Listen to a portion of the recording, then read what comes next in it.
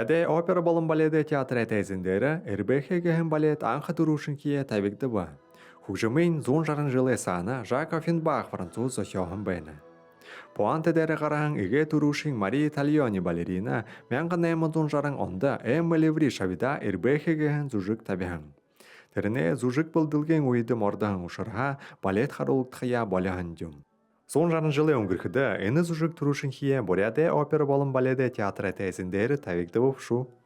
Репетициядан ержи харава ямар гоё хайхан олон костюмнуудва ямар гоё хайхан декорацва хамаг зураг юмнын нэрэ шишиндэ нэг модон хөхөгдөнхэ тэгээд ирбэхэ гэж дуран тухай ийм зужиг ержи хараарэгтэй. Черкесиде болған уйлыте инік дұрын тұқия балет шынылың хергегдіжі Бурят орында турушинхие тавигдыба.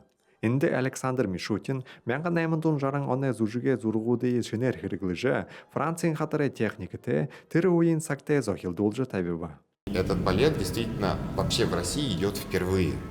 В той редакции, в которой мы сейчас его показываем, он в России не шел вообще никогда. Техникийн ондоошиг тэгэхэд мант хүндшиг байгаа. Мөнөө уже манай балехэд уже хораад байна.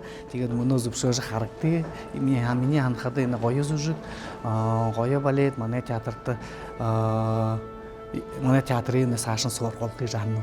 Туз балет дотор Жамил Фарфала басқан хойре уйрмы дурын харуулагдана. Тэр басыгые элбіші ихінер ирбехе болған құбылғаһын байға. Зал харакшыдар дурын байжа, зыдылғын дуын хатыр бұхын еуда нерімі алыға ташылғын замха ауы. Доржы Мархаев, Бурят ТВ.